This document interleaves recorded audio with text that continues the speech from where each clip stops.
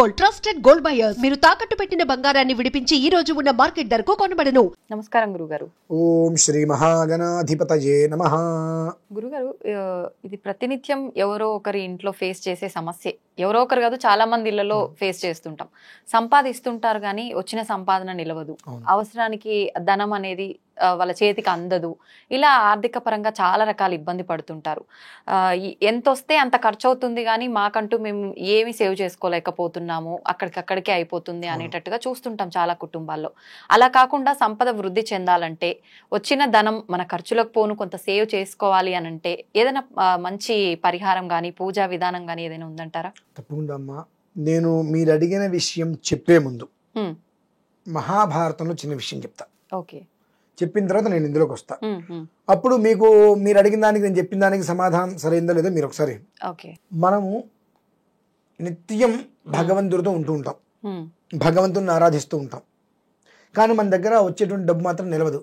మరి భగవంతుడు మనల్ని ఎందుకు చూడట్లేదు అని మనకు ఒక ఆలోచన ఉంటుంది. ఎప్పుడు ఏదో ఒక ఉపకారము చేస్తున్నాము, ఏదో చేస్తున్నాము, సంపాదిస్తున్నాము, రోజు భగవంతుడికి దీపం ధూపం చేస్తున్నాము, అయినా మనకు సంపద మిగలట్లేదు, అవసరానికి రూపాయి దొరకట్లేదు, ఎందుకు అని అనుకునేటప్పుడు ముందు ఇది ఒకటి మనం గమనించుకోవాలి. మహాభారతంలో శ్రీకృష్ణ పరమాత్మ గురించి తెలుసు కదండి, జగద్గురువు. ఆయన ఉండగా రాజసూయ మహాయాగం చేసినటువంటి పాండవులు అజ్ఞాతవాసానికి వెళ్ళారు. ఎందుకు వెళ్ళారు? మరి రాజసూయ యాగం చేయడం సామాన్యమైన విషయం కాదు. అంత యాగం చేసిన తర్వాత కూడా అనతి కాలంలో అజ్ఞాతవాసం చేశారు. ఎందుకు? అరణ్యవాసం, అజ్ఞాతవాసం రెండు ఎందుకు చేశారు? అరణ్యవాసం ఒక రకంగా ఒక అజ్ఞాతవాసం చేశారు, మళ్ళీ ఎవరికి కనిపించకుండా. ఎందుకు చేశారు అంటే ద్రవ్య శుద్ధి లేకపోవటం. అంటే మనం చేసేటువంటి కర్తువులో మనకు ₹1 వస్తే ఆ రూపాయి 4 భాగాలు చేసుకోవాలి మనం. ఒకటి దాన ధర్మాలు, ఒకటి క్షేత్ర దర్శనం, 2 మనకు, 4 ఇంకో 4 చివరిది పావల పిల్లలకు, అలా 4 భాగాలు చేసుకోగలిగితే మనకి ఇబ్బంది ఉండదు. ఎందుకంటే మనం కష్టపడి సంపాదించినప్పటికీ కూడా మనకు వచ్చేటువంటి సొమ్ము సరైనది కాకపోవచ్చు. ఇప్పుడు మీరు ఒక మెడికల్ షాప్ పెట్టారు, లేదంటే ఇంకోటి ఏదో పెట్టుకున్నారు. మీ షాపులోకి నేను కొనుక్కోవడానికి వచ్చా ఒక వస్తువు, నేను మీ దగ్గర కొనుక్కుంటే మీకు ₹1 వస్తుంది. నేను తీసుకొచ్చిన సొమ్ము మంచిది కాకపోవచ్చు, ఎవరైనా కొట్టి తీసుకురావచ్చు. వడ్డీ వ్యాపారం చేస్తాం, ₹5 ₹10 పట్టి పీడిస్తాం. అది కుటుంబానికి ఆ రకంగా పట్టి పీడిచి తీసుకునేటువంటి సంపాదనకి వంశవృద్ధి ఉండదు, సరైనటువంటి వంశం ఉండదు. ఏదో ఒక రకంగా దీర్ఘకాలిక వ్యాధులతో బాధపడుతూ ఉంటారు. అట్లా ఎందువల్లంటే మరి అంతర్గత రాజసూయాగం చేసినప్పుడు ఎంతో మంది కానుకలు ఇచ్చారు, ఎంతో మంది భయపడుతూ ఇచ్చారు, మనల్ని అంటారేమని చెప్పి కొంతమందిని కొట్టి లాక్కొచ్చారు. భటులు వెళ్ళి ఉత్సాహం, మాకు అప్పచెప్పారు కదా అని చెప్పి నేనంత తీసుకొచ్చాను చూపించాలని చెప్పి ఉత్సాహంగా కొట్టి లాక్కొస్తారు.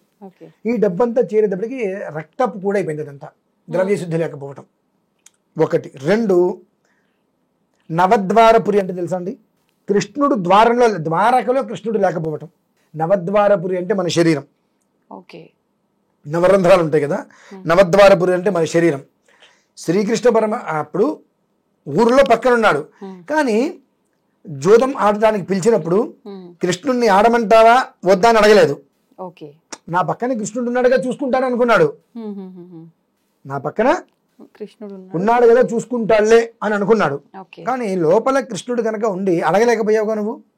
అంటే నీకు అహం కావచ్చు, ఇంకోటి కావచ్చు, నేను మహారాజుని, నేను అడిగేది ఏంటి, నా పక్కనే కృష్ణుడు ఉన్నాడంటే నన్ను చూసుకుంటాడని నువ్వు ఫీల్ అయ్యావు. ఆయన ఉంటాడు ఉచిత సలహా ఎవరికి ఇవ్వదంటాడు, అడగందే నువ్వు ఎవరికి ఏమి ఇవ్వద్దు, సలహా కూడా చెప్పొద్దు అంటారు. కాబట్టి ఆయన మౌనంగా కూర్చున్నాడు.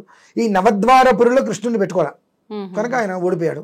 అదే నవద్వారపురిలో ద్రౌపదికి కృష్ణుడు ఉన్నాడు కాబట్టి అన్నానంగానే ఆయన వస్త్రాలు ఇచ్చి కాపాడుకున్నాడు. అక్కడ మనం గమనించాల్సింది ఎందుకంటే మనం చేసేటువంటి దానికి భగవంతుని ఎప్పుడు మనం నిందించకూడదు అనేటువంటిది ఒకటి చేసుకోవాలి. ఆ సంపద వృద్ధి కలగాలంటే మనం ధర్మంగా సంపాదించేది ఉండాలి. దాన్ని 4 భాగాలుగా మనం దాచుకోవాలి. ఈ సంపాదన ధర్మంగా మనకు వృద్ధి చెందాలి. మనకు ఎవరు ఏ రకంగా తీసుకొచ్చి ఇచ్చినప్పటికీ కూడా అది మన దగ్గరకు వస్తే ధర్మంగా ఉండాలి అన్నప్పుడు దానికి మనం 3 విధానాలు మనం చెప్పుకుందాం. మీకు అంటే అది ఎలా వస్తుంది ధర్మ సంపాదన అని అంటే, మీరు 10 లక్షలు అప్పివ్వండి, ధర్మ వడ్డీ ₹2 ఉంటుంది, అలా తీసుకోండి, అది కుటుంబాన్ని కాపాడుతుంది. నేను ₹5 తీసుకుంటా, ₹10 తీసుకుంటా, పట్టి పీడుస్తా, నువ్వు ఇచ్చింది ఏంటి, ఇటువంటి విషయాలండి అది వంశనాశనానికి దారితీస్తూ ఉంటుంది. అవి చాలా మన ప్రమాదాలు. మనకు తెలియకపోవచ్చు ఆ డబ్బు వస్తుంది అనుకుంటాం, తర్వాత నీ వంశం ఏమవుతుందని ఆలోచించుకోవాలి. నువ్వు కూడబెట్టింది మొత్తం కూడా నీ కొడుకు మంచి పడితే దాస్తాడు, లేదంటే ఈ ప్రభావం వాడి మీద పడితే మొత్తం అనగబెట్టి రోడ్డు మీదకి వస్తాడు. ఇటువంటివన్నీ కూడా మనం సంపాదన విషయంలో గమనించుకోవాలి. మన దగ్గరకు వచ్చిన ప్రతి రూపాయి కూడా మనం సంపాదించే ధర్మంగా అయ్యి అది వృద్ధి చెందాలి అని అంటే మనకు ఒక విధానం ఆచరించచ్చమ్మా. ఆ విధానం ఎవరు ఆచరించారు ఇంతకు ముందనంటే ఆది శంకరాచార్య స్వామి వారు, ధర్మధ్వజుడు, దేవేంద్రుడు, ముగ్గురు ఆచరించారు. మనకు తెలుసు కనకధార స్తోత్రం ఎలా వచ్చిందో. ఆది శంకరాచార్య స్వామి వారు శంకర యతివరు ప్రార్థన మేరకు బంగారు వర్షాన్ని అమ్మవారు కురిపించింది, అదొకటి మనం విన్నాం.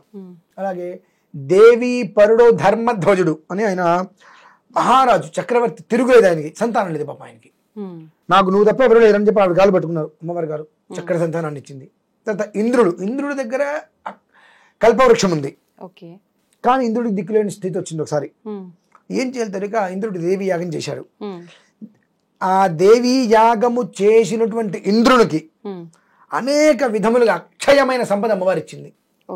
అది ఏదైతే కనుక అమ్మవారి యాగం అనేటువంటి ఉందో కల్పవల్లి మహాలక్ష్మి యాగం, అది కనుక ప్రతి మనిషి చేసుకోగలిగితే అతని జీవితాంతం సుఖంగా ఉంటాడమ్మా.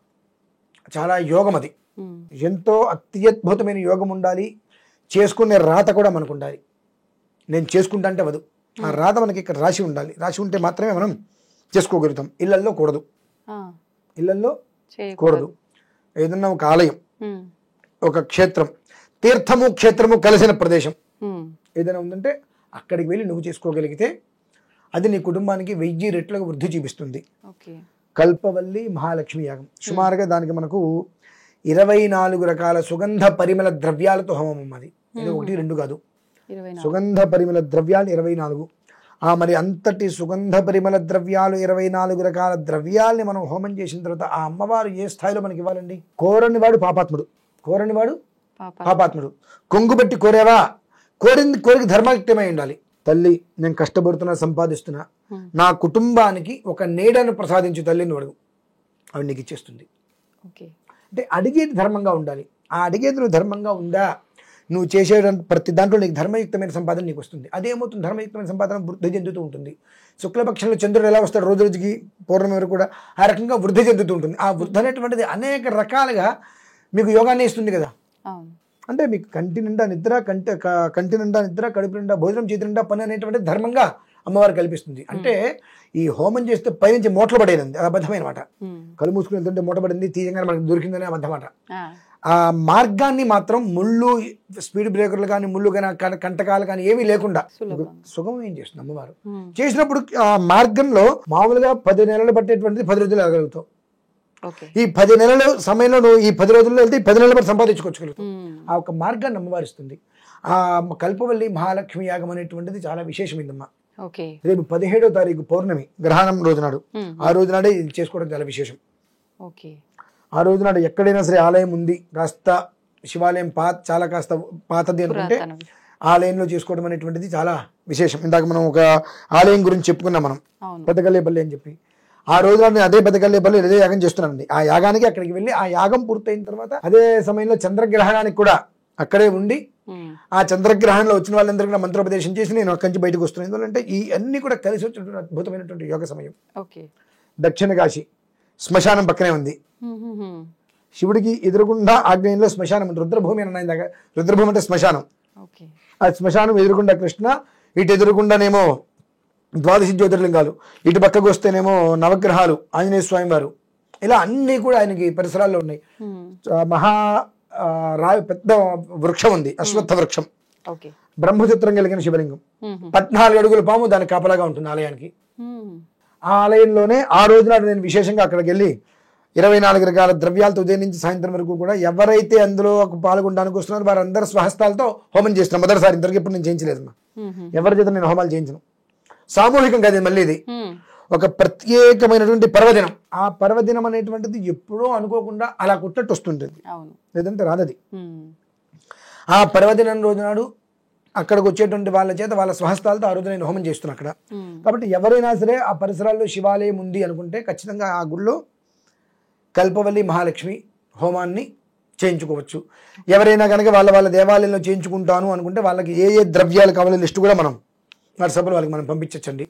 ఆ ద్రవ్యాలతో వాళ్ళు హోమం చేయించుకోగలిగితే ఖచ్చితంగా అక్కడి నుంచి నాకు తెలిసి ఒక 28 లేదా 36 రోజులు ఆదాయం వృద్ధి అనేట్టు వాళ్ళకి కనిపిస్తుంది. వాళ్ళకి దారి అలా అలా ఇప్పుడు శ్రీకృష్ణ పరమాత్ముని ఆ నది దాటించడానికి వెళ్తుంటే నది ఎలా అయితే దారి ఇస్తుందో ఆ రకంగా వాళ్ళకి దారి అలా ఇచ్చేస్తుందమ్మా అమ్మవారు. నీ యొక్క జీవితం ప్రయాణం అనేటువంటిది గమ్యం తీరిపోతుంది, నేను వెనకాల తోడుగా ఉన్నాను నీకు పద అని చెప్పి ఆవిడ నీడలో ఇవి నడిపిస్తుంది మనిషిని. అది మాత్రం ఖచ్చితంగా 28 లేదా 36 రోజుల్లో చేసేస్తుంది. ధన్యవాదాలు గురుగారు.